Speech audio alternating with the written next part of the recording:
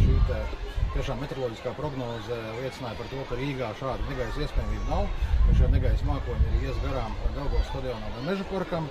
Līdz ar to mēs vadījāmies no meteoroloģu prognozēm un arī praktiski arī tiešsaistē ar viņiem arī šo sakaru uzturējām.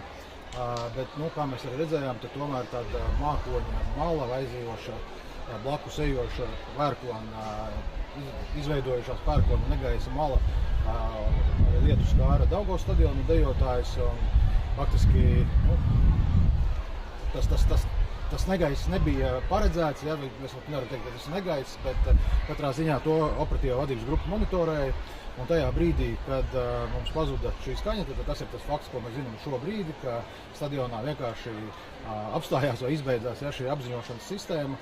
Apskaņošanas sistēma, tad skaidrs, ka operatīvie dienesti nepieciešams gadījumā nebūtu spējīgi izziņot evakuāciju, un uz to brīdi operatīvajā vadības grupā nebija informācijas par to, cik ilgā laikā tehniskie cilvēki šo skaņu varētu atjaunot. Un līdz ar to mēs arī koleģiāli, ņemot vērā šos dažādos apstākļus un to situāciju, kādu valdība pieņemam lēmumu, diemžēl smagu, nepatīkamu arī skatītājiem un dalībniekiem, bet tas absolūti viņa drošības vārdā par šī konkrētā pasākuma pārtraukšanu, nevis, piemēram, taisīt pauzi uz stundu vai pusotru ar tādu nezināmo, vai izdosies vai neizdosies šo sistēmu sakārtot. Stadionā tika pirms tam pārbaudīta zibens novadīšanas sistēma, kur ir darba kārtībā.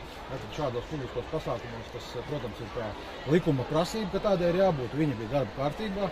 Vēl atkārtot lūgts arī šo sistēmu pārbauda, viņi strādāja. Līdz ar to šeit ir absolūti nevietā spekulācijas, ka tas zibens varēja iespērt kaut kur šeit blakus, jo tomēr šī sistēma strādā. Vēlreiz balsoties uz meteoroloģu prognozēm un to, ko mēs redzējām, pēc datiem, pēc datorprogrammām, šis mākonis virzījās garām Daugavas stadionam.